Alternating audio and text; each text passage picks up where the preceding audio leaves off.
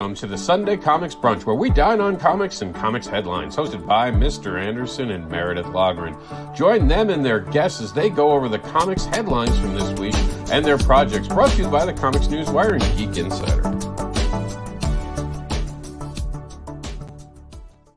Warning and disclaimer. The views and opinions expressed on this live feed are those of the guests, speakers, and or hosts, and do not necessarily reflect the beliefs, official policies, ethics, or positions of the content providers, advertisers, hosting sites, groups, or entities attached to this programming. Viewer discretion is advised. We're here. It is the Sunday Comics Brunch. Don't mind me if I'm a little bit of pain today. I just took some Advil. I'm sure it'll warm up my back eventually. I'm Mr. Anderson, and I'm a lazy person, so here you go. Mr. Anderson is the unboxable advocating creator known as the devilish comics creator who will tempt you with his devilish tales. He creates books about fetish, monsters, and more, and offers free spanks and hugs. He also teaches morals with farts. Check out the Comics Devil by going to MrAnderson.com. All right. I need a fancy, snazzy, jazzy hands video. I don't do jazzy hands. I don't until I get paid to make jazzy hands, I'm not doing jazzy hands. You need a little jazzy hands in your life. You need a little jazzy hands in your life. We all need a little jazzy hands in our life. I do so much. I do so much already, Meredith. I don't need jazzy hands. I've got flash hands. Okay, I get 10 videos done in the time it takes a person. I'm just saying. Just saying. With all your jazz hands, I've done 10 videos. Go ahead, Meredith. Tell them about your link tree, Meredith. Tell them about your link tree. Hey, you know what? We're twinsies today. Look at that. Look at that, Batman. We did not even coordinate, but yeah, I am Batman. No, seriously, I am Meredith Logren. I am the associate editor over at Geek Insider, as well as the executive producer of the Geek Insider podcast. We are broadcasting to Geek Insider, Comic Book Advocates, and a few other places. Make sure that you follow us. You can also find all of my links on linktree.com. Did your stock go up, Rob? I hope so. I don't know. Yeah. Linktree.com/MEREJ99. You do a search for that and you're going to find me. I'm all over the place. Who else are we going to? Who am I passing the mic to? Anyone you want. Go for it. Luonga. Is that how I say your name? Beautiful. First try. Nailed it. Love it.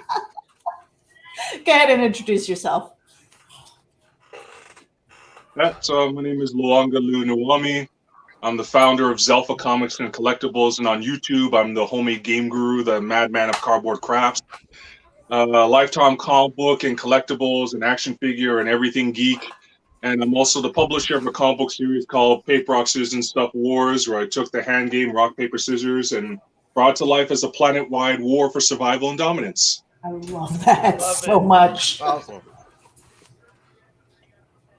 C. Hey, I'm C. Michael Lang, independent artist, done work for Silverline, Continuum Comics, and other things coming up. Of course, you may know me as co-anchor of Week Ended, where we talk about mainstream and indie comics in the same stream, because to us, comics is comics.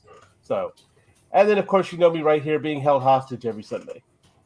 Right. Never let them choose. Always drag them here. You have a file. Wait a minute. Whatever happened to horse? Here's water. Now, are we drowning the horse now? No, some horses you just have a file on, and the horse knows it has to do. This is your file. Oh, you're coming? Okay, good. I'll put this back in the drawer. No, but how's everyone doing? First full weekend of spring. We are here. Things are looking different now. I was just at a show yesterday. Not a big one. It was a signing. I got to hang out with Richard Rivera, Andrea Molinari. We got to hang out. It was awesome. I can't tell you how awesome it was. And I sold books. We sold Cat Dad and Supermom to fans, and it was awesome. It was really, really cool. And I did add it. As a matter of fact, we can talk about that. For the first time ever, we are streaming live in Continuum Comics because we want we want the people who are supporting Continuum to get to know us. So there you have 3 people in this room who work with Continuum. Give us some time. Well, maybe we'll get him to bring some rock, paper, scissors, shoot to Continuum too. Hey, the door is always open for new creators with our Continuum thing. But enough about us. I do want to get onto the rock, paper, scissors thing. You guys want to watch a cool video? Absolutely. Yeah. Let's do it. All right, I got to switch rooms. I got to go back to my room in the StreamYard because it's where we have all of our videos. So where is it? Here it is. Paper, rock, scissors. Away we go.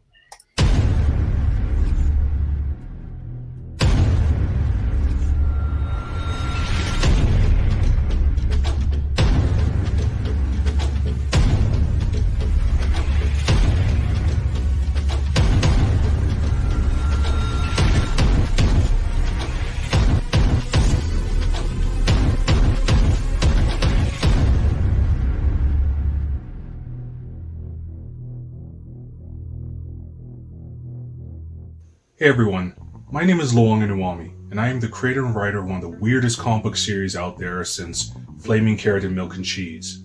That series being Paper, Rock, Scissors, and Stuff Wars. Since the first issue launched in 2016, this series has taken the hand tournament game we all know and love worldwide and transformed it into a brutal planetary war between living kingdoms of rock, paper, scissors, plastic, anvil, and soon water and sand. Although this is a far-off world inhabited by cartoony living elements, hard-hitting subjects such as slavery, genocide, revenge, and hatred, the idea of being a superior race and using violence for the quote-unquote greater good come into play. The ideas of unity, faith, and forgiveness for atrocities are also in play. After 2 previous successful Kickstarter campaigns for issues 2 and 3, myself and my amazing superstar artist Hugh Rookwood, who has done powerful and highly sought-after variant covers for the likes of Image Comics, IDW, and Aftershock, are launching this final campaign to wrap up this limited series with issue number 4. For those of you who have read the previous issues up to this point, the final issue will answer some key questions like, why did the scissors attack paper in the first place? What is their end goal?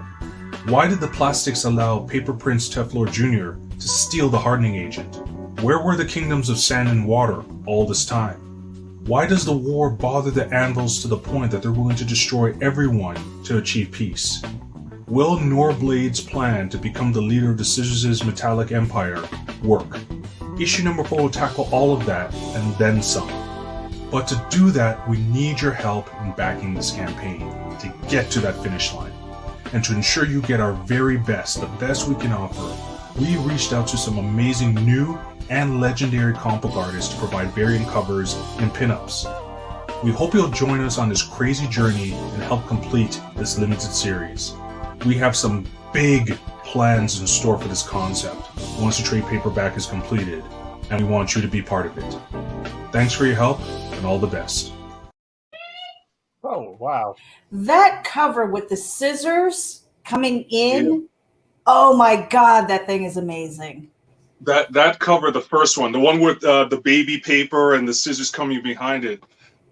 There's an artist here, Daniel Wong. Like, he's done work, like, just absolutely amazing artist. And back in 2016, when I first wanted to come out with this concept, the first print, I just told him, listen, I told him the basic premise. I was like, I just want to cover where scissors is attacking paper. And then he just created that. And the cover alone, so because I'm in the second print, where the Kickstarter that we're going to talk about is for issue 4 to wrap up the series. But the first issue, that one, we got into the second print because that cover alone sold the book at comic book conventions. Once they saw the cover, they're like, I just want the cover. Yeah. Right. But I bet it's one of those things where, because I've bought books, especially after 2020, we're all locked in and you don't get an opportunity to flip through the pages. And I bought a couple of covers based solely on covers. And then I open it up. I'm like, what the hell is that inside? And I have a feeling that because just seeing some of the interior art from your video, that I would not be disappointed. Yeah. Yeah. Well, comic books is that medium where you can judge a book by its cover. We're in that age where it's all about variant covers and all that kind of stuff. But the cover, I hope, lures people in. The story keeps them. I just think it's fantastic. I think it's a criminal act that you only have 40 backers right now. I think you should have 140 to 200 backers. This is amazing. How many issues are you in now? 4? Yeah, it's a right? 4-issue limited series. It's a 4-issue limited series. So we did issues 1 to 3, and we already onto the second print of issues 1 and 2. And this is for issue number 4 to wrap it all up. It's going to be a larger issue. Most of them are 20 to 24 pages. This one's going to be about 36 to 40.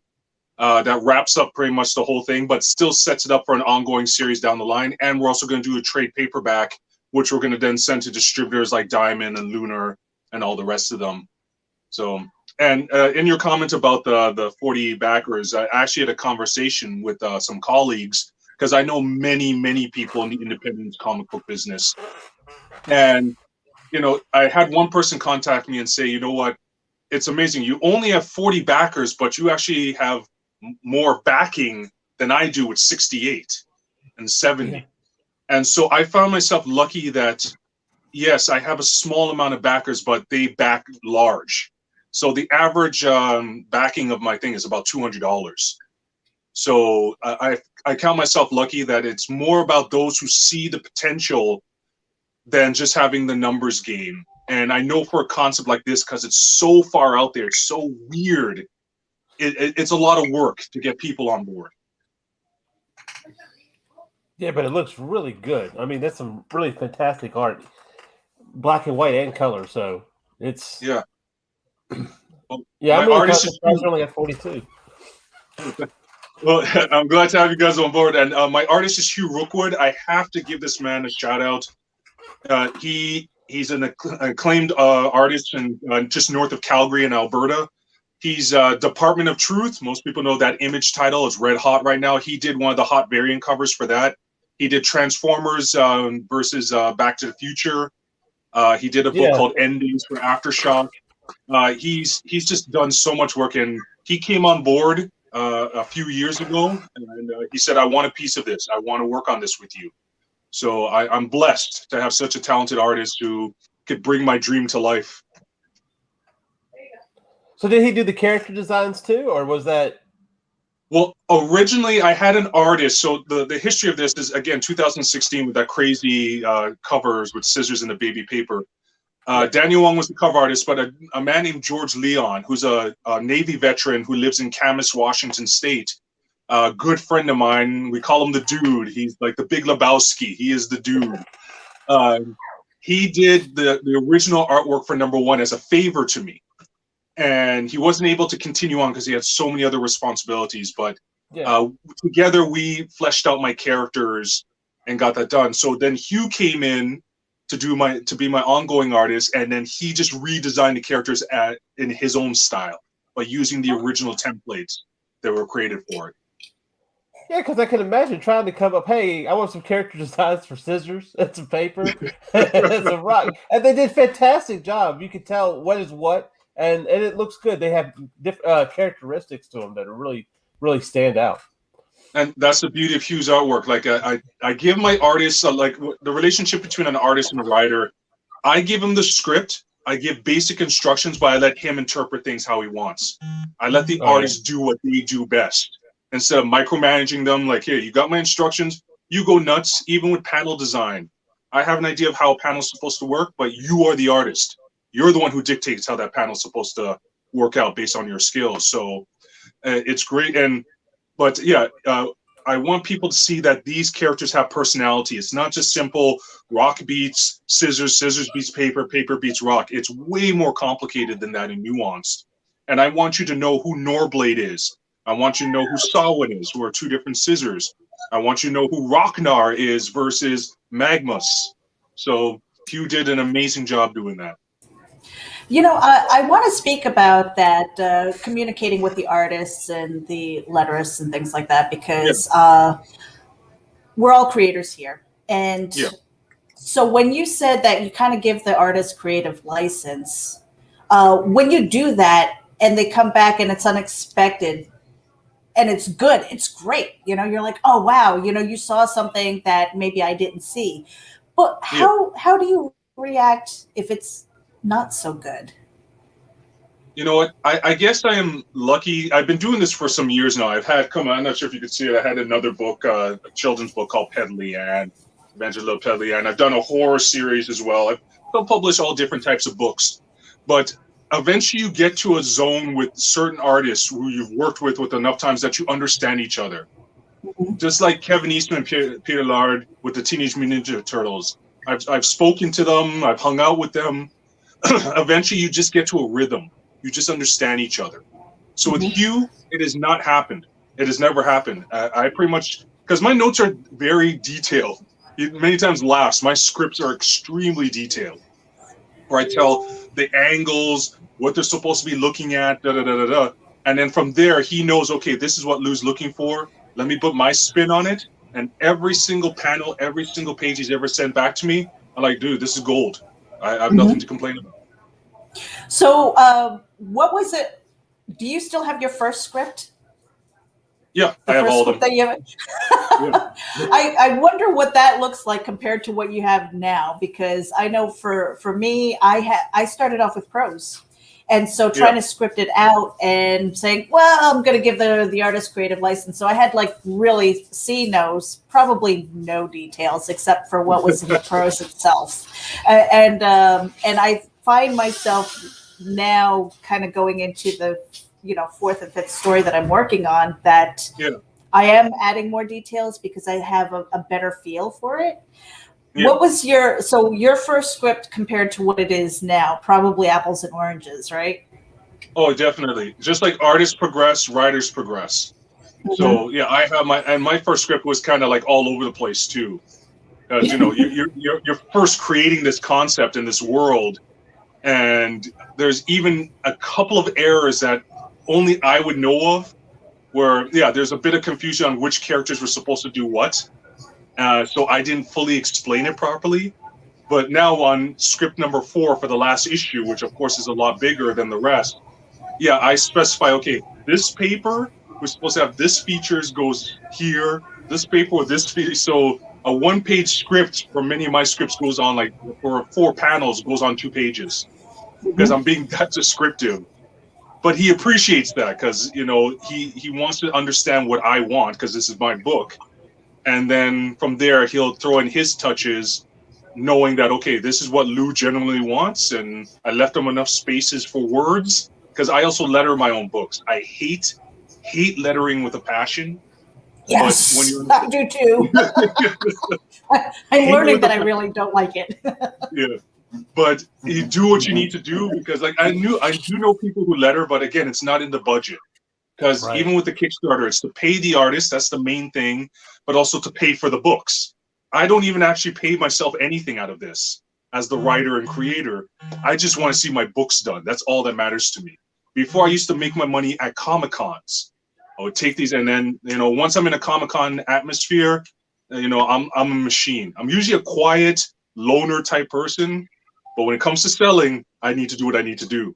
But hopefully we could get back to that. No Comic-Cons have started up here. That's why I'm happy to hear that you had that event to go to. That's awesome. I'm still waiting for that to come back. I miss conventions and signings and all that. I know right now. In Florida, we're restarting the engine. Continuum Comics haven't even announced where we're going, but we already have 5 shows lined up. Continuum will be in 5 shows. One of them in North Carolina, which I've been clear about, will return to Raleigh. We will be at MegaCon, Continuum Comics. You guys are hearing this for the first time, but we will be there. I will be bringing Continuum books with me to a Suncoast Comic-Con here in Central Florida. So that'll be an interesting one. We will be going to, what's that other one? We have another one coming up. They're 2-day shows. Central Florida Comic-Con. We'll be at that one as well. Continuum will be there. So we have a lot, and this is all in the next 60 days. 60 to 90 days. We're gonna hit the ground running. May 1st, I'll be back at the comic book store, the Collective I was at yesterday. I will be back that day for the Cthulhu Invades Oz grand opening special. They're going to have food trucks. It's going to be a fantastic day. It's a great store. I like the people behind it. I'm even going to run into to creators I haven't seen in a long time. I don't know if they've announced, so I'm not going to say their names publicly, but it's going to be exciting. I can't wait. So I'm super excited. But back to this amazing project. I want to quickly ask, what age group is this geared towards? Okay, so originally I tried to do a balance where it has violence, but it's cartoony violence. So originally I aimed it for ages 7 and up.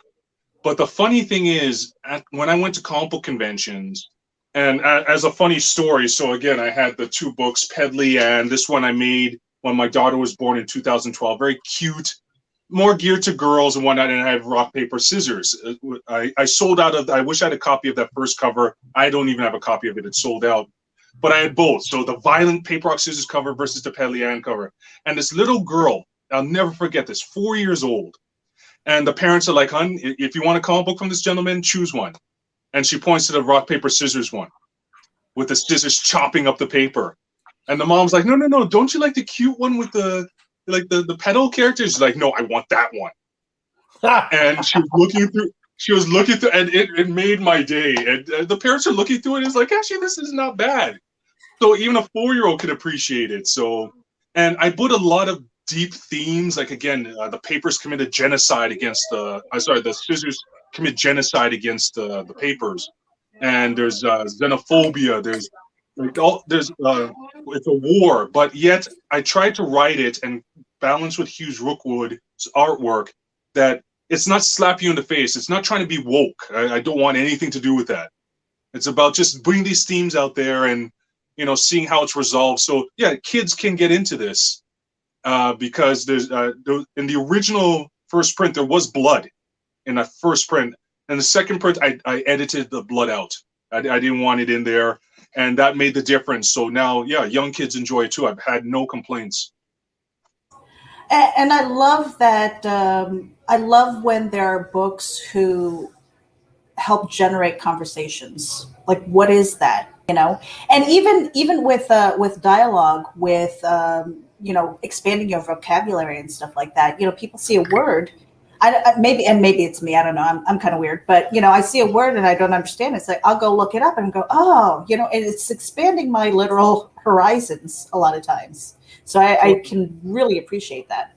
Well, that's the beauty of comic books. Like a little history on me. I got into comic books back in 1987 with Silver Surfer #4. I was not a reader as a kid at all. I hated books. As a desperation play, my father bought me, he went to the newsstand, is Series 3 of Silver Surfer.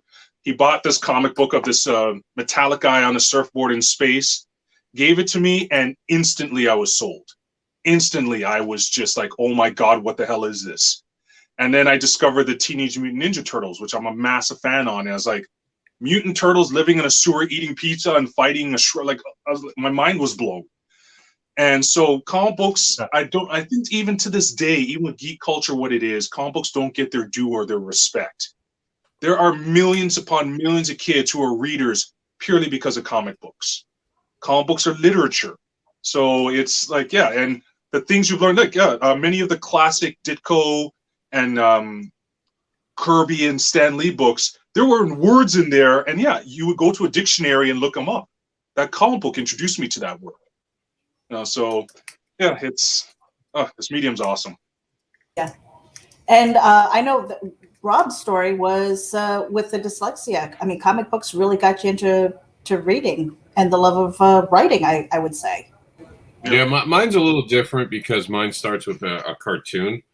Because it started with a cartoon with the dyslexia, you don't have to read a cartoon; you can just see it. But I fell in love with these characters called the X-Men. They were very different at that part of my life. I was just starting puberty and suddenly realized I had something called a fetish. And at the time, I didn't know what it was. And this is not a good time to discover in timelines, too. It was the late 80s. It was not a supportive time. And a little kid turning around trying to tell anyone, hey, I keep having these fantasies about tied up people would not have gone well. I would have been on so many medications. I would have been in so many things. So I felt like this freak of nature and I had trouble getting along with other kids my age because my mind was on more adult topics, and I didn't really understand. And their social structure, to this date, I still struggle with social structures, and that turns out to be because I also have a touch of Asperger's that went undiagnosed, like my dyslexia went undiagnosed, and they were calling me a retard in this point of my life. So I felt like the stupidest human being in the world that no one liked, and I was never going to be anything because there was something wrong with me. I thought I was going to be the Joker. I was getting hair dye for green, trying to figure out how to start my gang because I was going to be a bad guy. Found the and try to figure out how to get them to dress like clowns. How do you get people to do that? Money. It's always money. That's all it is. Just money. So I saw this cartoon.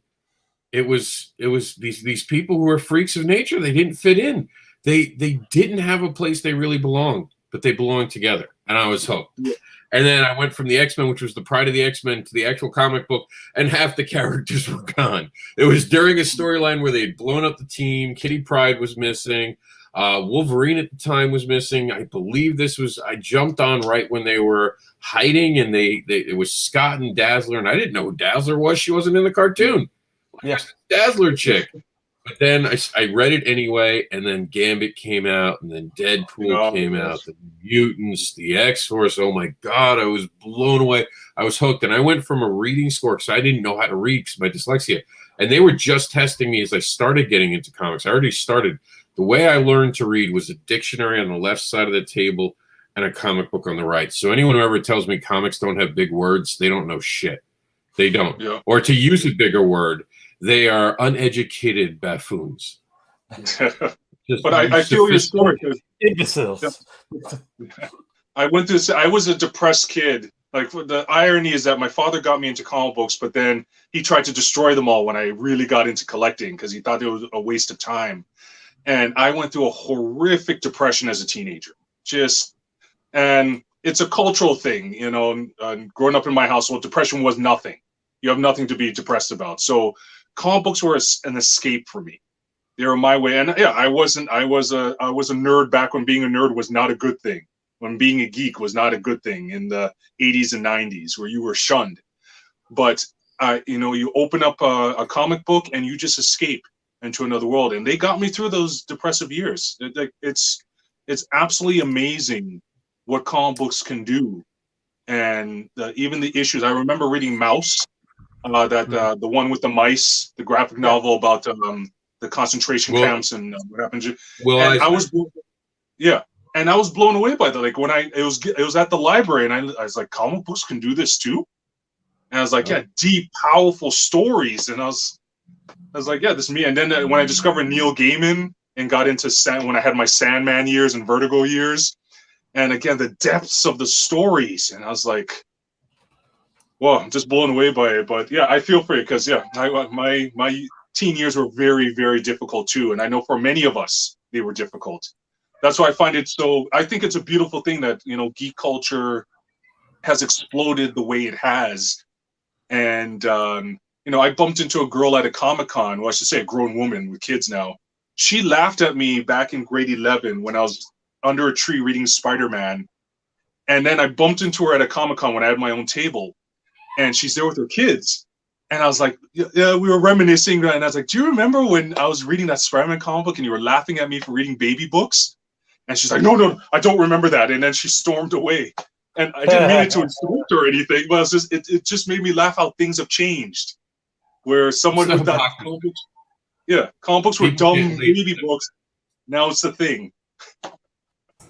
And I have to say, my entire life I've been writing prose. And so this year I had made a decision that I was going to make a comic book. I gave myself a 1-year deadline to make a comic book. And it is the hardest form of writing that I have ever done. Anybody who thinks that this is easy needs to get their head checked. I mean, seriously. And quite honestly, okay, because I'm 49, I'll be 50 this year. I'm glad that I waited this long to get the knowledge that I have for what I've done before and to be able to take that and shape it and do what I'm doing now. And I'm telling you, for the longest time, I'm like, I didn't know. The joke was, I don't know what I want to be when I grow up. Guess what? I want to do this. I want to make comic books. I want to make good stories. And I want that to be so visually appealing that people want to buy those books. More so than the prose. And that's not to say that I'm giving up on prose. I still love prose. I love storytelling in all forms. But I'm so glad that in a way I kind of waited to expand into this form of writing. It is so enriching for me. And very, very challenging. I mean, I'm dedicating all of my new white hairs to Cnw Comics. Let me tell you, it's there we go, sister. Getting the white hair. Right. You know, it's funny watching Meredith grow over this last year, and she was like, "Oh, I'll just take my time." I'm like, "That's not how comics work. Let's get to work." And I probably begrudgingly dragged her faster than she was willing, but she's kept up for most of it. I think the lettering definitely was something she didn't expect, and she's got experience. And I'll be honest, she's got some skill to it. She's got some proficiencies to it that I don't see a first time letterer ever have. There weren't things I had to explain, and she had mentioned that. Sorry, allergies. She had mentioned that was from her past newspapers, and you know that kind of stuff does translate, and it's amazing to watch people grow, and that's what you want to see. Comics and their inspiration, and there's so much history in comics. I mean, does anyone know that Stan Lee won an award for writing a Bird's Eye commercial? No, I didn't know that. I'm listening to his biography, and the things he wrote, you wouldn't even know that he wrote because they don't talk about it. They all want to rip Stan Lee down, and I know there's back and forth about it. But when you're in a creative pod, I mean, there are ideas that are now out there that I have created. And I know it, and I won't brag about it. I won't talk about it. But even in this room, people have seen the things I've done and how it's starting to change things. It's collective mind sometimes. People have inspired me. I inspire people. So, like, I love comics for that because we grow from each other. And that I understand ownership rights. I'm not trying to demean that. Kirby should be entitled to a lot more than he had. I'll give him that. But remember, it wasn't Stan Lee who did it. It was Marvel. And if you listen to how much Stan Lee got screwed by Marvel, you would be like, oh, I didn't know. Because you know why you didn't know? Because unlike these childish creators that we have nowadays, he didn't run anywhere and cry about it. He kept working, kept his chin up, and he stayed employed the rest of his life. Take that as a lesson. Sometimes you take it in a place you don't want to take it, but you keep being able to make content. And that's my goal. You'll see me bitching less out loud about people until I have to talk about something. And the only time I'll have to talk about something is if it's big enough that everyone cares. If 3 or 4 people are crying about something, let it go. Few people take little shots at you, let it go. Be a professional.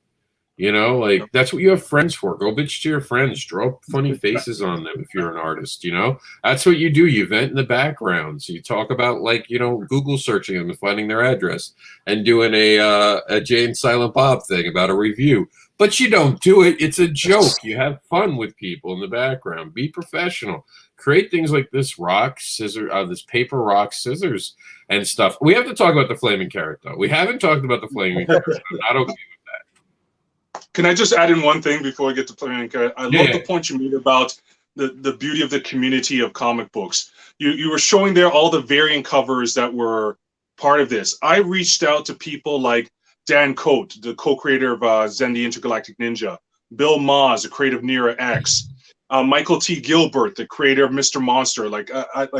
These people are friends of mine. And I was like, do you guys mind doing a variant cover for me, for my comic books? And without hesitation, all of them are like, not a problem. Some of them within one day, they already got it done for me. Because they know we're the beauty of comic books, what makes comic books different than any other business out there is that, yes, we're all trying to make sales, but our fan bases are our fan bases. I'm not trying to take people away from Spider-Man or some fans away from your books. You know, people are going to like what I like. They're going to like what you're going to like. And we're all in the same boat. So one of the reasons I miss Comic-Cons is seeing these friends, seeing these acquaintances. But even on Facebook, the vast majority of my friends on there are in the comic book business. And even with my campaign, I'll go promote someone else's Kickstarter campaign, even though it's at the same time as my campaign, because I want you to succeed, and they'll do the same for me. And I said, that's the beautiful thing. So I'm blessed to have all these variant covers by some big names and emerging names in the industry. from other publishers, and yeah, like I said, I'm just so happy about it.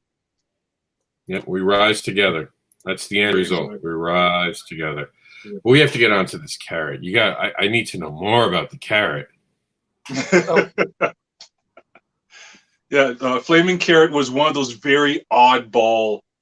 Like I have a whole bunch of issues there. Like I wish I took one out. I know you said you were blown away by Flaming Carrot. I have issue number 1 somewhere, but it's just such a Flaming Carrot and Milk and Cheese were those 2 books that were just so out there.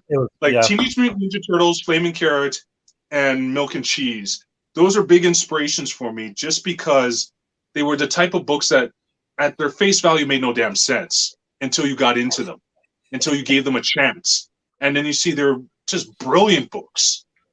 And so, yeah, that's why I mentioned them in my video there, because I know when those books first came out, they got the same attitude, like, what is this? Oh, a Flaming Carrot, Milk and Cheese going bad. What kind of nonsense is this? But they organically built up their audience and their fan following, and now they're cult classics. And that's what I'm hoping my book will become one day. No, I'm gonna help. Forget that. I'm gonna help make it a cult classic. I love it. Oh yeah, my son loves rock. What'd you say, C? I said, yeah, it's been around since a long time. Used to see Flaming Carrot all the time in Wizard magazine a lot. Yeah. Yeah, and my friends had told me about it one time, and I'm like, "Are you kidding with me?" I thought it was like a literal joke about it. And I read Wizard, so I might have actually seen it. I might have just think it was a joke, but like when I saw this, I'm like, oh my, this is a real thing. Oh, my life is ruined because it's all been horrible. I didn't know about that. Like it reminds me, to me, what you're creating would go great right next to like a Rick and Morty, between a Rick and Morty and a Family Guy on Cartoon Network. To be completely honest, when I used to be doing Comic Cons and I sold all the previous issues of Rock, Paper, Scissors, the comment I would get every time from people is, go to Adult Swim. Get this on Adult Swim. Aqua Teen Hunger Force. I see that it should be there, right there with Aqua Teen Hunger Force, Rick and Morty, all that stuff. But of course, getting to Adult Swim is not an easy task whatsoever. Even though I did send them a package. But again, who am I? Some people say go to Netflix. Unless you have an agent, Netflix is not going to talk to you. But that being said, my end game, everyone asks me, what is your end game? I was like, getting a cartoon series. I'm an 80s kid. Born in the 70s, grew up in the 80s and 90s. Having a cartoon is everything to me. So once this campaign is done, all my attention is going towards finishing my show Bible, which I thank God I got someone who gave me an example. So I'm just using their example to finish my show Bible. And I made a connection who knows people in the Canadian animation market. And we're going to start shopping, probably by summertime, we're going to start shopping around the series, getting some animation sheets done. And yeah, that's my end goal. I want a cartoon series. That's my obsession. And I've been telling people this, that, everyone talks about, I'm sorry for rambling on. Everyone talks about, the next Teenage Mutant Ninja Turtle. I actually have a colleague, and he's like, he missed out on the Teenage Mutant Ninja Turtles when they first came out in, I think, '84.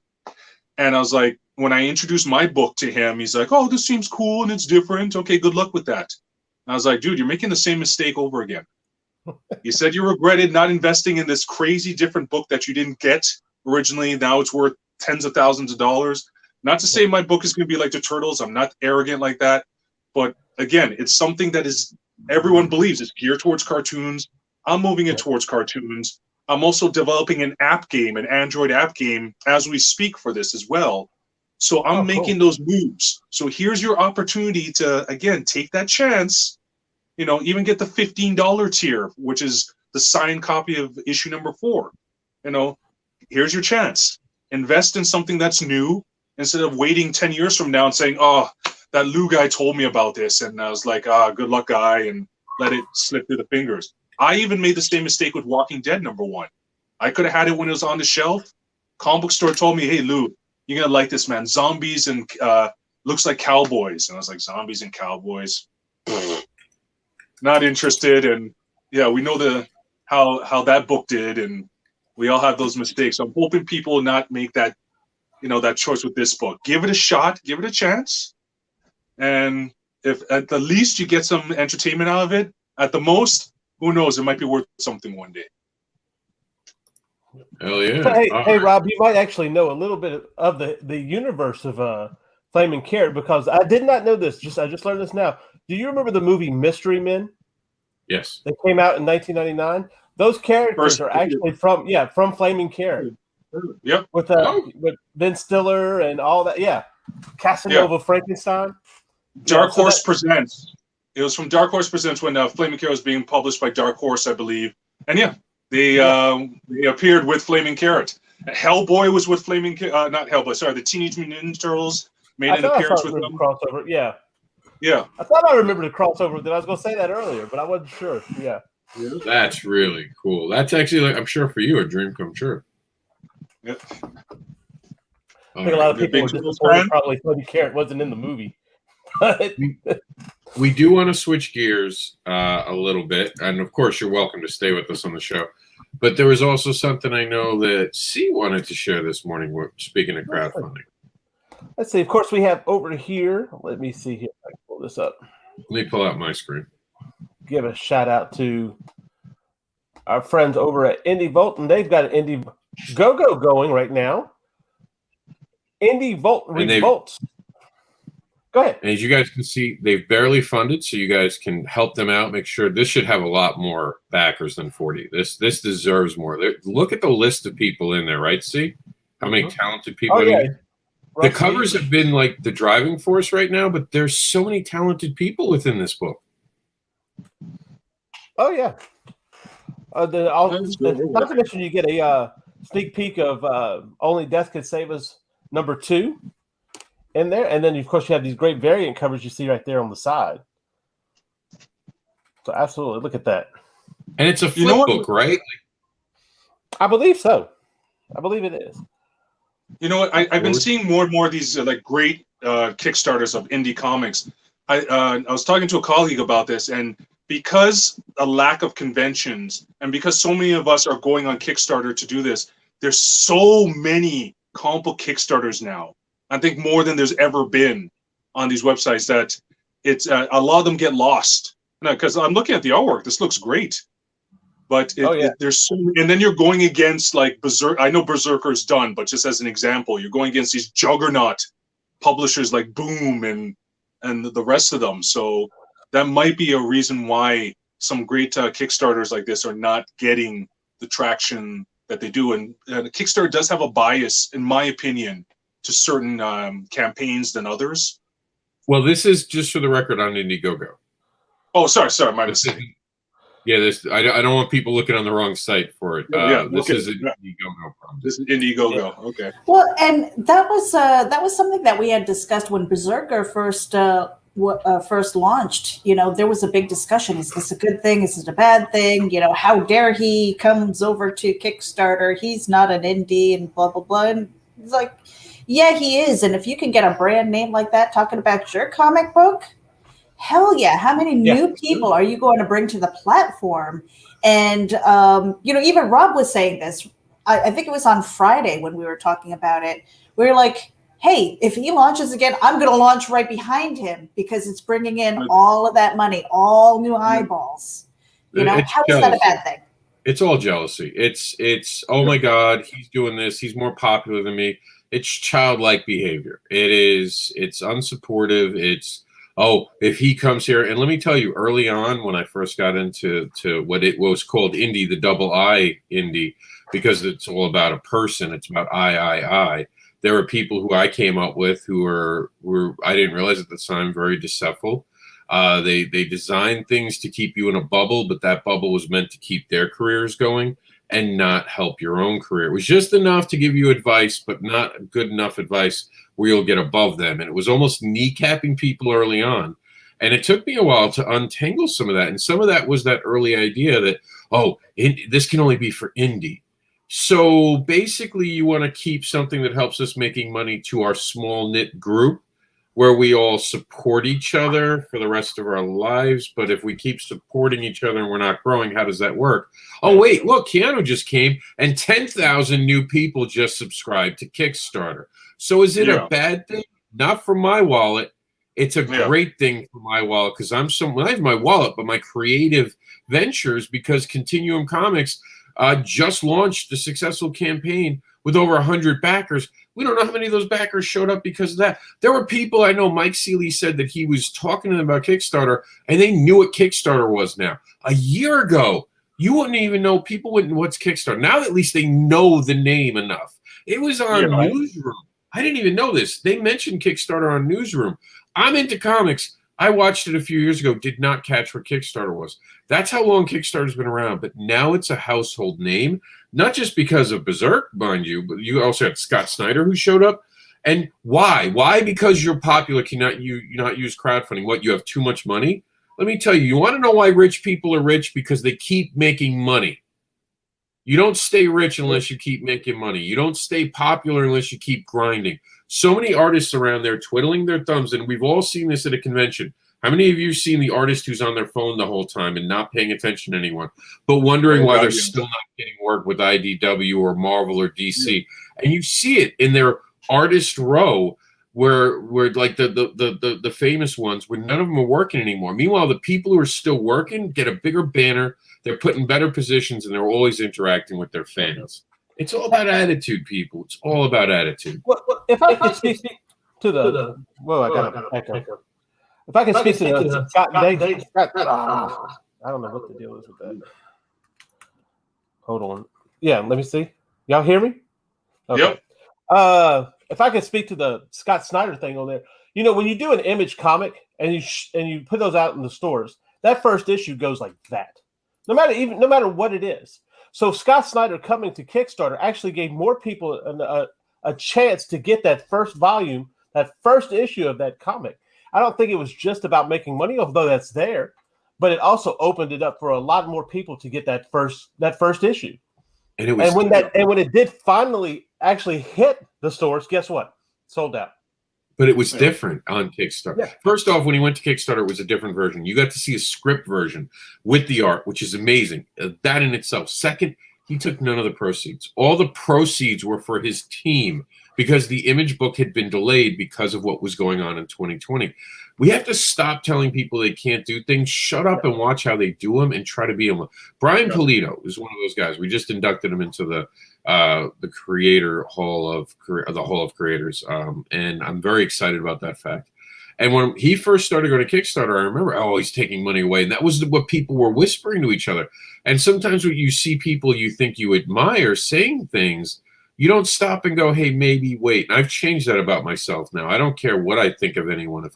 If they say something sideways, I'm going to stand up to the sidewaysness of it. And I remember when he first came out, people were like, oh, he's doing bad things. And I remember going to look at it for myself because we were having a debate about it. Bob Sally had told me, first off, no matter how popular you are, it's a great way to market to places you can't. International backers who don't get to go to a comic book store can see this in a way.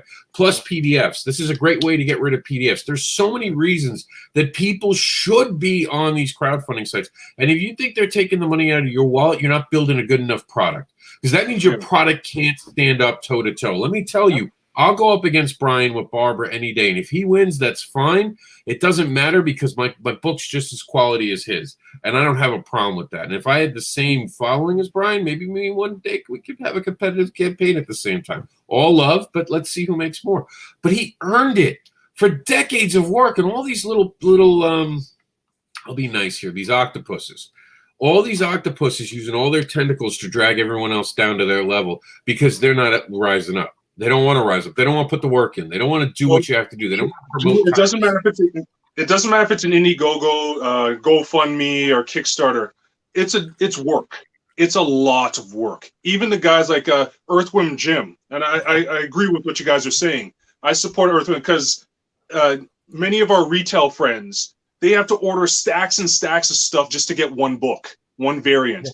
Here you could go onto the campaign and get whatever variant you want and support your favorite stuff.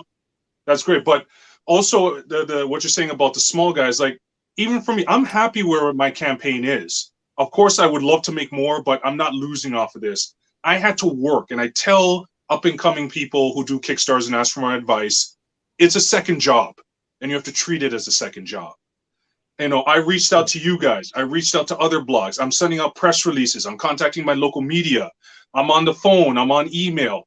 This is what I have to do because you have to build out audience. You have to reach out to people.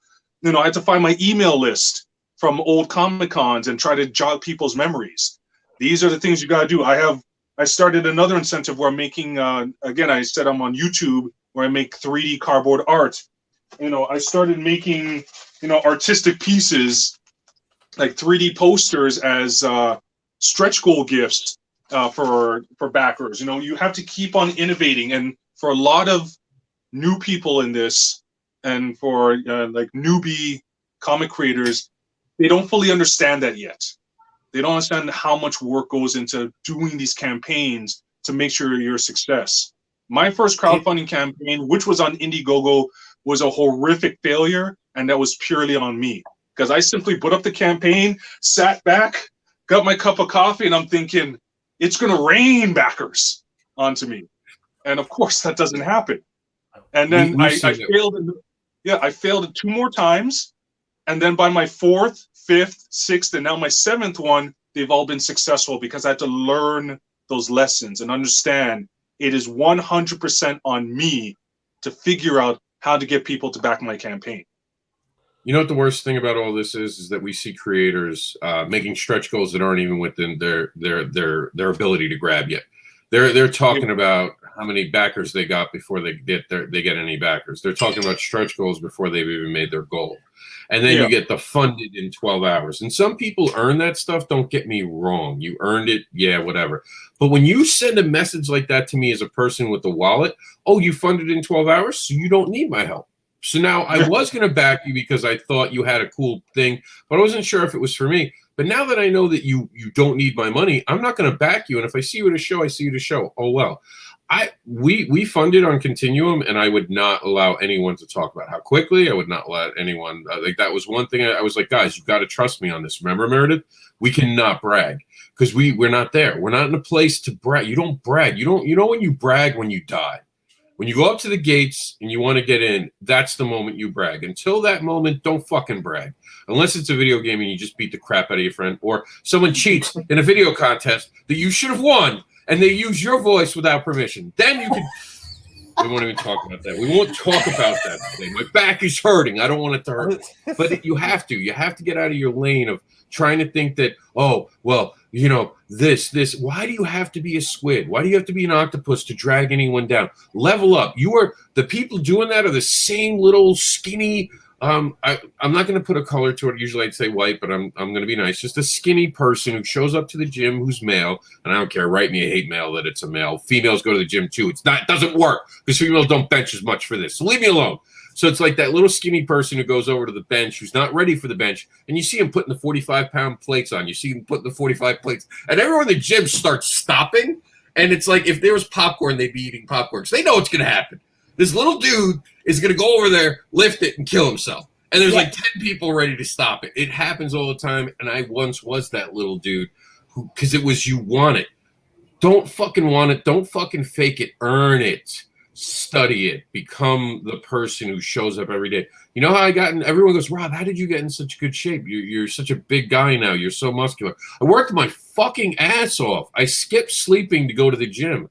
I ate the right foods. I changed my diet entirely. You have to commit to these things. You have to get up early in the comics. You have to get up early in the morning to go to a show to just be there for your fans. And you might not make great money at that show, but when you're good to your fans, no matter how bad the show is, they'll support you later. That's what this is about. This is about showing your heart and showing your passion. Stop being an asshole who has to rip other people down. And I don't know why I'm on the screen by myself. No one needs to see this. That's torture for the country, Meredith. I didn't do it. But what I was going to say was, when we were doing our campaign and speaking to not saying, hey, we hit this. It's like, thank you. just thank you. Thank you to the fans. Thank you for the people who are supporting us, who are following us around, because we're, we're out there, we're advocating for other people. It wasn't just the me show. It wasn't just like, hey, I've got a story in here. There was kind of like a running joke because C had a virgin cover, or a premiere cover, I should say, and we wanted to make sure that sold. So we'd sit there and go, Rapers, you want the Rapers cover? But but overall, it wasn't just Enter the Continuum. It was Indie Volt Revolt. It was whatever Kickstarter or crowdfund or Indiegogo was out there that garnered our interest to say, hey, you know what? These guys are really hustling and we want to give them some love too. And that's the thing. We say this all the time. It's like, take your finger and hit that share button, because even though, like, I have to tell you, there have been a couple of times, a few months back where it was just like, oh, I want that Kickstarter. I want that Kickstarter. And it's like, oh, crap. They're all coming out at the same time, and I've got an electric bill. It's like, okay, I got to budget a little bit better here. But you know what I can do? I can share the heck out of it on my social media. Yeah. And you also show kudos to those who, I don't care if it's $5 or $500. You show respect to everyone who supports you. I said, I'm not about even though I have the 40 supporters, hopefully 42 or 43 now, I'm happy. I'm happy. I don't need 100. It would be nice, but my mind is not there. My mind is on those who, one of my supporters, I won't say her name, I know, but she's from Detroit. She put $5 in. That's all she could put, and I emailed her personally and thanked her for that $5, because that's still $5 that you could have put to groceries or something else. You decided to give it to me, and that means something to me. And all my Kickstarters in my books, I have a list of the names of every single person who helps my campaign. I don't care if it's $1. You show your respect to those people who believe, because we're introducing something new to people. Doesn't matter what it is. I don't care if it's superheroes or rock, paper, scissors. We're trying to convince someone to take their hard-earned money and give it to me, a complete stranger with a completely new idea. So you always show those respect to people who support you. Not about the numbers, it's about the support. Yeah, and for every dollar on every one of my campaigns, Meredith knows this, $1 gets no one walks away without a reward, because that's it. That's just, you guys are amazing. You keep us creating. I don't talk, like, we did initiatives this time where the more backers we got, the more initiatives, because I didn't want to do stretch goals right away until we hit like milestone moments. Because again, stretch goals, I don't believe bring anyone. Throwing a sticker, I don't want to downplay to my fans. Oh, I'll give you a sticker. You want a sticker? You want a sticker? Here's the sticker. Oh, here, I got a sticker for you. Stickers are cool, don't get me wrong, but you don't use them as incentives. I gave real incentives. We were talking, remember, Meredith? We were talking about, well, you have to earn. You had to earn that one sticker, okay? That wasn't a reward. That was literally earned. You had to put your ass on the line, literally. Literally. So, no, but with these things, you have to. I mean, these people are supporting you in ways that aren't normal because they're overpaying. They're not paying table costs. They're paying shipping. Every dollar absolutely matters. Every person who spends the time to even share your stuff. Oh, my goodness. The people who share, I send them thank yous. I talk to them personally. Thank you for sharing this out. Someone shares it out, I'm there with the link and a heart. That little heart that hugs. I mean, is it a smiley face? A little smiley face hugging. Yeah, smiley face with the heart in it. Yeah. I'm doing that every day, and I'm thanking people, and I'm asking people, and I'm interacting with people. I don't act like a child. I don't blame anyone. When my campaigns failed, that was my planning. I fucked up. It's never there. There was one time it wasn't my fault, and that was with Barbara Unleashed, and that was because I had a Me Too movement group attacking me at every step. And when I vented about it, and I didn't feel good. I had the flu, and I had said some things that I do regret a little bit now because they were a little too honest for general release. But it was like people were saying, oh, well, this or that. And they were talking about something they didn't understand because they hadn't read the book yet. And it bothered me. And I reacted poorly to that moment. And I learned from that moment because I learned when I don't feel good, I have to shut the fuck up and stay off of social media. And I have a rule now. If I have a temperature, I don't go on social media. Because I get grumpy when I don't feel good. I get really grumpy. There's no filter. I'm just suddenly like, I'm Oscar the Rob. I'm Rob the Grouch, I mean. No, but like, yeah, I mean, besides that, and that was a legitimate thing that I had I could have just said, hey, listen, this fell because I got censored unfairly, and I'm dealing with it, and I'll come back. That would have been the stand-up way to do it, not show all your things. We don't have a bump. What are you trying to do a bump for? I wanted to do a bump because I wanted to ask if you had that $1 video. Oh, I don't even know if it's still here. I cleaned out some of the things, so I don't know. You're talking about the library one, right? Or the power of $1. The power of $1. Oh, not only do I have it, Meredith, but guess what? Jazzy hands? No. This is me. I don't do. I got other things to do. I got other things to do. I'm working on it, you guys. If you're listening, I'm working on it. All right. This it does will. the job. It will. Here we go. The power of a single dollar. One single dollar can help make dreams come true. Every dollar is a declaration of support and belief. It helps the creators and the teams behind the book. Just $1 helps create new worlds and keeps creators creating. There you go. Nice job. Done. 60 seconds. That's how long it took that video, Meredith. 60 seconds. Took me longer to play with the goddamn font. I think because the voiceover sounds very familiar. I think maybe you might have plagiarized yourself, huh? It is possible, folks. I do a lot of things with myself, let me tell you. Wow. Oh, did we play the disclaimer? Yes. Did we play the disclaimer? Okay. Disclaimer was part of the intro. I'm good. Like, I always say, you just got out of church and you come watch my show, and I give you a reason to go back next week.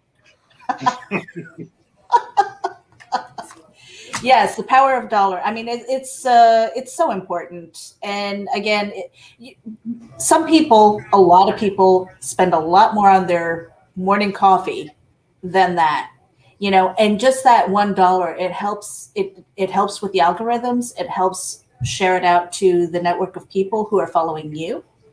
But again, if you don't have it, and there is no expectation for that.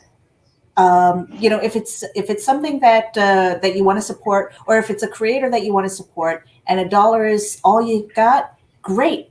And for me, I don't want to take anybody's last dollar. Hit the share button. I'm good with that. Because I think a lot of people forget that even though we have people who are following us and who want to support us, we also want to find people who are new. And when it comes to, and I think, so I'll kind of pivot to Backer Pause. One of the important things about Backer Pause is that when we look at the videos, we're looking at them as creators, but we're also looking at them as consumers. And a lot of times we know the creators who are putting these out. Sometimes we forget that it's like, okay, maybe they don't necessarily have to market to us. How are they going to market to a new person? And I think we have to keep that in mind when we're making our videos and sending out our pitches. Yeah, absolutely.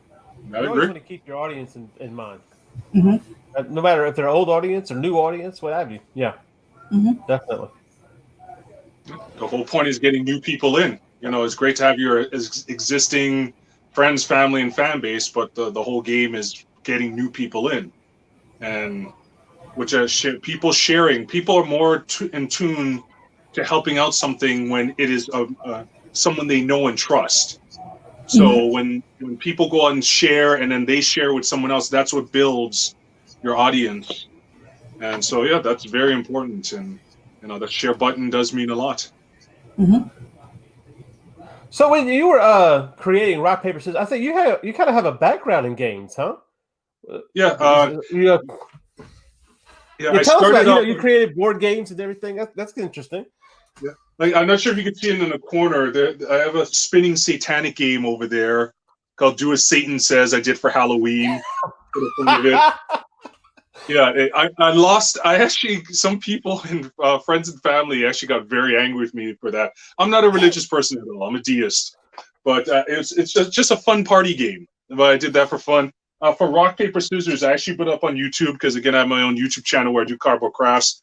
To do chores with my daughter, we did a spinning game, Rock, Paper, Scissors, chores, to determine who does household chores. Just created that. And the video seems to be doing well in that. But for years, I was actually in the game industry as a small fry. And then pretty much it fell apart after a retailer named Zellers that doesn't exist anymore. Target bought them out before Target folded up here. They pretty much screwed me and my business partner over, and that was it for the toy industry. But I guess it was serendipitous because it brought me to the industry that I've always loved, and that's comic books. So the toy industry was its own thing, but I still enjoy designing. That's what I use my YouTube channel for. Whenever I have a design for something, I'll just whip it together and show it to people. But I'm putting that kind of game design knowledge towards doing the app game, using the old I'm an Atari kid. I still love my Atari to this day. Babied it since '84, and we're trying to use the Atari dynamics to make a game based on rock paper scissors. So my passion for games will never wane. Yeah, that's awesome. That's awesome. Especially even those you'd be surprised, even those simpler games or what have you are a big target, because especially people our age, I can't sit there and play a role playing game. I mean, one of those RPGs where you spend like Skyrim, you're spending 18 hours playing, and you get what you don't even get. Where's the big boss? They're all bosses. I don't know. Anyway, but you have a very simple game. Like, for instance, remember Angry Birds blew up, and all it was you were just shooting birds or something. So it really, and those app stores, they'll blow up on that. So I'm looking forward to it. I can't wait to see it. I really can't. Well, right now we're going through that what's the term? Reminiscent. We're going through that period where even the younger generation are discovering 8-bit again. I saw a video of these kids playing Contra, one of my favorite games back in the day. And, Double Dragon, Ninja Gaiden, all these old games now are the games today. Yeah. So these games are beautiful now. They are beautiful, like works of art. But when it comes to just the fundamentals, I'll play Streets of Rage or Street Fighter, any day of the week compared to a lot of the games now. And, I want my game to reflect those. And they're also easier to make, too, when you go back to the 8-bit or 16-bit standard. So, I'm hoping to have the app game out probably by winter, Christmas. Fingers crossed, because, this is another friend who's working with me as a favor. So, again, blessed as hell to have so many colleagues in the comic books and gaming industry helping me out on this. I love this community, and hopefully get some good stuff going soon. Well, that's just I have my two sons who are gamers, or 10 and 13, and that's what they like. They actually like to play. You have your Minecraft, obviously, but there's not another game that they're playing that looks. I swear it looks like a Nintendo game. I mean, straight up 2D graphic, 8-pixel, whatever you want to call it, and they're just digging or whatever the case, and they love it. They eat it up. Now you got the other games that are 3D, and sometimes they'll touch on them, but these are the games that they actually spend time with. So it's amazing to me that you have all this technology just to come back to this. That there's simple things, Well, our generation, I tell you, we're all around the same age group. It's our generation that's really spurning all this, because we remember what our child. I feel sorry for kids today. I do. My daughter, who's 8, I love her, but her childhood sucks. Just with everything that's going on right now, it's just the truth. Yeah. And my wife and I reminisce what it was like growing up, like being kids in the '80s. And you go to your friend's house, you play some Atari or some NES or Sega. Then you get on your BMX, you go out somewhere. No elbow pads on. You just go, and as long as those lights, you're home by the time those lights go on. Yeah, you're good to go. And it was just fun. So even now as adults, we reminisce and the good and the joy that comes out of it. And I think that translates to our kids. And now they play those classic, simple games, and they see it. They understand it. Like, I'm part of a fan group on Teenage Mutant Ninja Turtles on Facebook. And you know what games they're talking about? It's not the newer Turtle games. They're talking about the old NES games. That's all they talk about now. Those classic, fun games from back in the day. Well, yeah, so I think they're even re-releasing the arcade game, because we talked about that before. It was great, especially when you're in the arcade. You're playing I like the long reaching ones like Leonardo or Donatello, and you're playing that, and then you got 3 other kids that come up, and next thing you know, you're beating the game with 4 other people in an arcade, and you're just having a blast doing it. And you didn't need to have all fantastic effects for that. It was just a fun game. Exactly. Even Atari's making a comeback. Older, like it almost brought tears to my eye when we had the whole like classic Atari suite for the PlayStation, and she's like, "Dad, I want to play Pac-Man." I was like, "Oh, that makes that feel good. You want to play Pac-Man? Yes, that's what I'm talking about." Well, Real what quick, was funny? Real quick. What's that? Yep. The two things killing the industry for games right now, the reason they're going back is one, games are too much like movies. They don't give you enough game time. There's too much. You just want to sometimes beat something up and play a damn game. Go from point A to point B. And that was great about our games.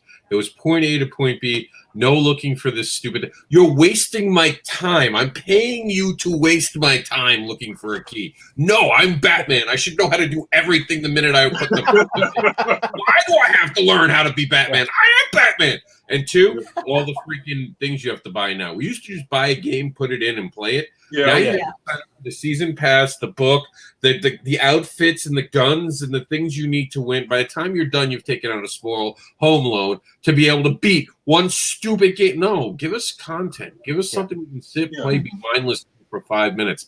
There are gamers out there who have literally lost their lives, have now turned 40 and looking around and going, I finally beat that James Bond game. Well, that's what I say. That new Spider-Man game, you know what I did? I spent 30 minutes swinging around. That was fun. Just swinging around. When you had to go fight somebody, it's like, oh, golly. Really? Okay, again.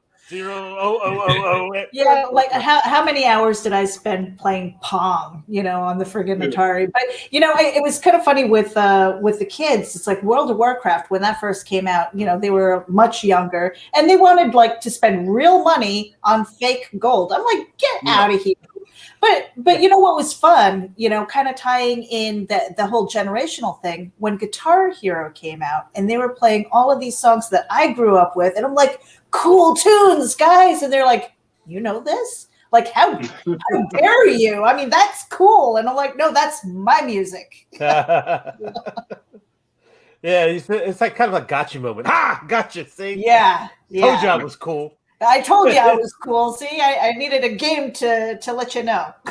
What's old is good. What's old is cool now. Old music, it doesn't matter the genre. I don't care if it's hip hop, disco, rock, heavy metal. What is old is now, because people are realizing there was quality to things back then. Yeah. Versus now, which is just pumping out and make as much money as you can. As you were saying, all the add-ins you have to add to everything. Like when I make the app game, when it's done, I'm just putting it out there for free. It's publicity, for my comic book. That's what I'm making it for. Completely for free. Just play the thing and hopefully it gets you interested in the concept. I'm not putting it where some of these games where I'm actually enjoying myself. Then I get to a level I can't get past, and I realize, oh, I have to buy this certain weapon to get past it. Like you a-holes. I don't want to buy something to get past this level. So yeah. Oh yeah. Yeah, screw you! I'm just turning it off and going outside and playing the dirt. There's no fun in the dirt. Mario didn't need that. All he had to do was find a question box. That's all he needed. Yeah, exactly. You just punch boxes and kick turtles. Do you ever sit around, though, and worry about your kids and how they're wasting? We do have to start wrapping up in a minute, but I mean, I look at my son and I rip the phone away from him when he gets mad. If he gets mad at losing a game, I take the phone away from him like, you don't get the phone back. There's real life, son. This is not real life. This is stupid entertainment. You will never be upset about that. I broke him of that habit. He plays games. He loses. Throws the phone down now because that shit's not real life. I'm preparing my son for real life. I make him go outside. He's 6 and autistic. He's outside fixing the car with me. I don't treat him like he's autistic. I treat him like he's my son, and I'm teaching him everything. The boy knows how to cook now. He's starting to cook on his own. He's 6. We don't treat our children like the little adults they are. We just treat them like nuisances now in this society, and it's sickening that we do that. Your children are your future. Start investing in them. Start investing in the world. And I'm sorry, I don't know where this came from, but it was a really powerful moment. They said that there's 2 types of people in this world. People who have kids and who get it suddenly what we have to do for the future, and the people who don't understand it. And you can either be one or the other. The people understand it, and if this is the term everyone knows, you're making the stack a bit higher for the next generation. And we have to start doing that. And video games they just want your money. They're not entertaining it. I could not care. I care less about PlayStation 5 because they've made games to the point where they're wasting my fucking time, and my time is valuable. Maybe these executives and all these companies don't think my time is valuable, but if I can't beat a game in 2 to 3 hours, I'm not interested in it anymore, because that's all I want. I don't go to the movies to expect it to go on for 3 months. By the way, everyone who cried about Snyder Cut being 4 hours this week, you're all fucking idiots. You're the same people who went out and watched all the fucking Netflix and all the WandaVision for over 12 hours, and now 4 hours is a big deal. Just saying. Isn't there a pause button? There's a pause button, right? It remembers where you were. You idiots. It was in chapters. Fucking pause it. You have to have them go and break it up for you. Are you that? This is why we have to remove warning labels. If we remove warning labels, the same people complaining about how long it was wouldn't be with us anymore. I'm just saying. Let them go outside and play until the lights go out, and let's see, let's clear out the world. Yeah, if you want chapters, Paper, Rock, Scissors is in chapters. 1, 2, 3, 4. There you go. There it is. Don't make things so insurmountable, you whiny little bitches. They're not that hard. Oh my God, I have to watch a movie for 4 hours. No one's got a fucking gun. I'm going to send the Joker to your house with a fucking gun if you complain about it again. That's what I'm going to do. And he's not going to give the reach around. Let's start ending the program now. Wow. We're going to start. Talk to us a little bit. Give us the pitch for Papers. Tell us where the future of the project's going, and let's send you out, letting them know where to find you. Okay, so this is the last campaign. This is going to be my last Kickstarter for quite some time. Wrapping up the series, so we already have issues 1 to 3 already done. This Kickstarter is for issue number 4, and for the trade paperback, which we're going to be sending to distributors in the summer. So we have great variant covers by some industry legends. Here's some examples like Mike Ruth and Michael T. Gilbert, plus other ones like George Torowski, Arnold Trinidad, Anthony Moore, again, Bill Maas, Marvin Mariano, Jonathan Dan. Oh, God, just so many. I'm also doing one-offs of some of my 3D cardboard art as just one-of-a-kind pieces, because this is what I love to do. And yeah, I'm just asking for people to just give this. There's a Teenage Mutant Ninja Turtles versus Rock, Paper, Scissors one I did, and a sold-out Usagi versus Rock. But yeah, I'm just asking for people to, if you want to try something different and original, something crazy, and you're a fan of that kind of stuff, give Rock, Paper, Scissors and Stuff Wars a try. We have 40 backers, and we could always love more. But I do give some good stretch goals that are made by me. And I want to make sure that you get your value for what you can put into it. And from 5 to whatever, I appreciate all of you. I know that there's so many options out there. Now, Lou, I know that you've got 7 days left on the campaign. Once the campaign is over, will people be able to purchase your books 1 through 4 and the trade paperback maybe on a website or elsewhere? Yeah, I have a website called handmadecardboardinnovations.com. Handmadecardboardinnovations, all together.com. That's my personal website for Zelfa Comics. And I have issues 1 to 3 on there already. Issue number 4, by the time this is all done, because the campaign has succeeded in surpassing its goal, so it will be made. We're planning for August for it to come out. But yeah, issues 1 to 3 are available on my website, and some of the variant covers from previous editions. And then once everything is printed and done, I'll be moving everything over to handmadecardboardinnovations.com as well. Perfect. Now, let me quickly I'm going to put you on the spot. You have to make me this promise. I'll help you for the rest of the time you're a creator. If you make me this one promise, I'll have your back. When you make the cartoon, you have to demand that they at least ask Dwayne "The Rock" Johnson to play Rock. You have to do that you know what? I would have no hesitations asking that. That would be amazing if I could get him to play the Rock. The Rock playing the Rock. Come on, that would be amazing. Oh my God! I will guarantee that I will ask that. You can ask. I know you can't make him do it, but yeah, ask him. Yeah. Thank you for being on the program. You're welcome back anytime. We'll try to get you on backer pause before this ends as well.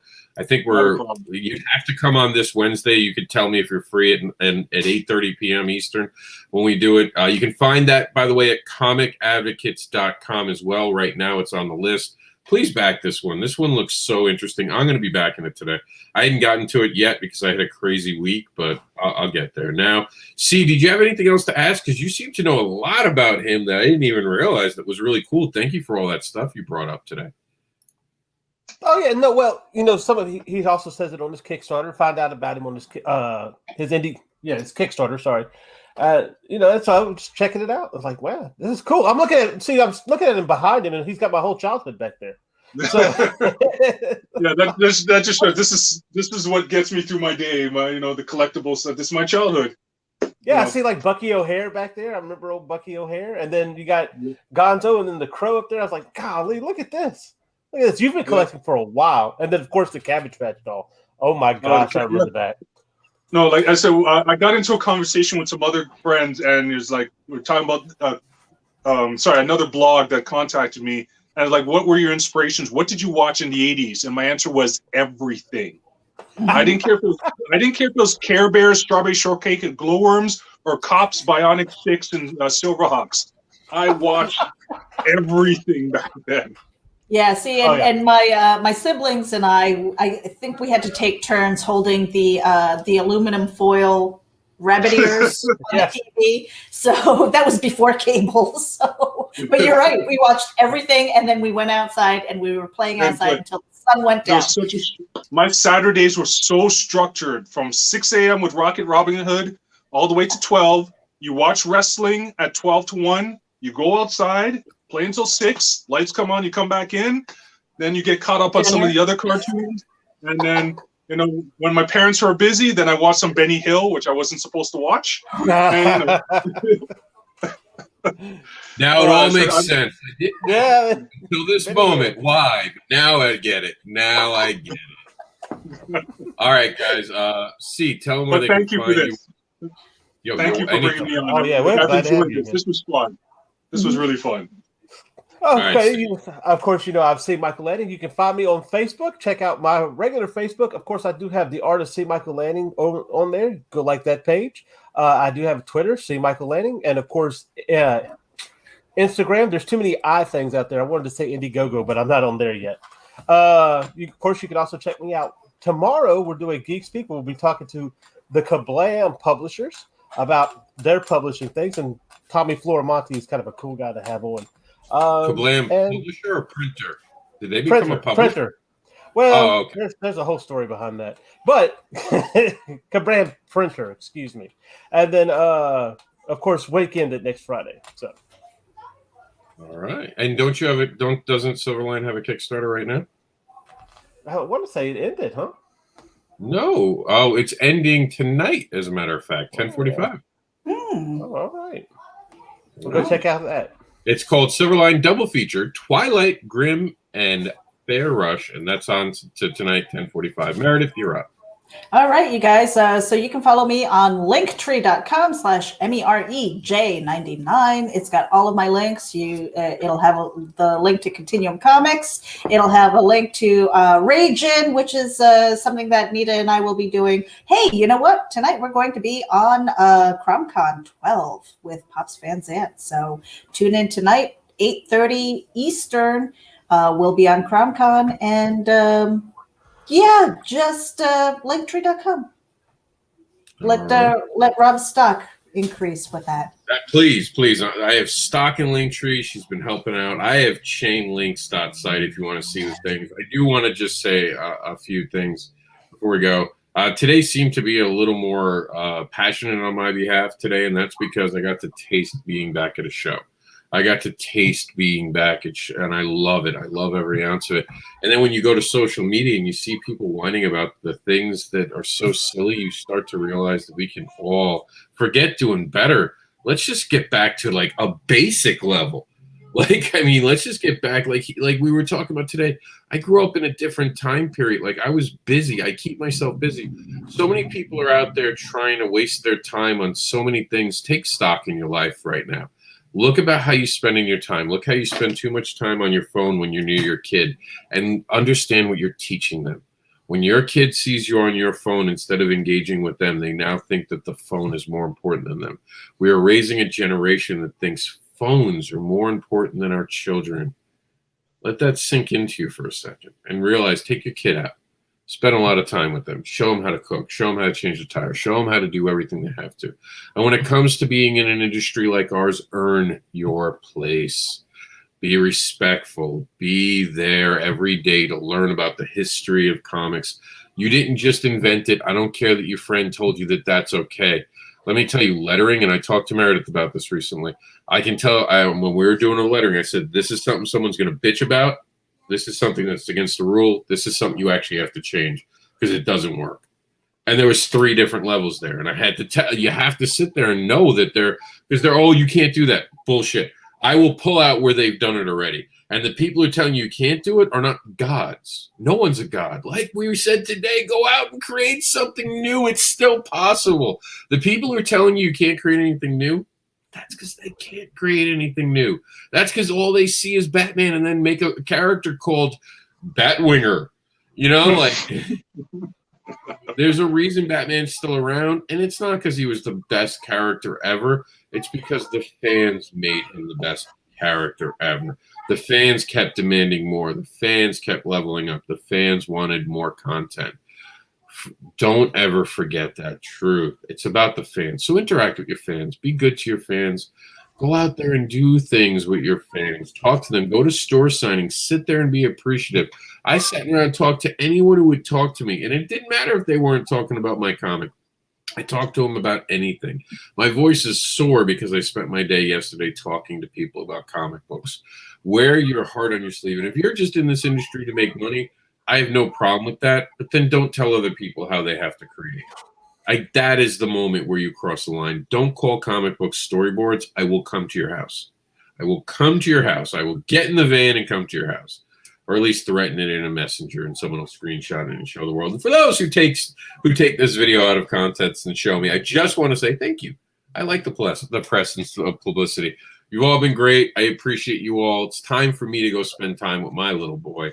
So we're out of here, and on the way out today, we'll play. Let me see if we have something. We'll play Meredith, you haven't seen this. I'm gonna play the new Cnw intro. It's brand new, just made today, and it has just a touch of jazz hands that Meredith might notice.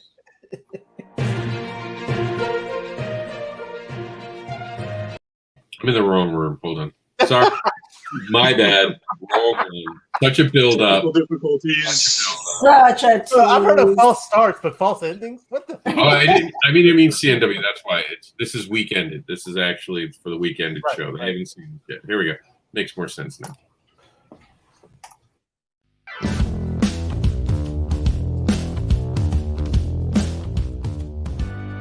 Welcome to Weekended. But before you go and relax this weekend or head to a comics event, let's get you in to know of all the comics news that came over the Comics News Wire this week that turned heads and comics pages in this comic book industry. And now to our anchors to give you the news you need to know.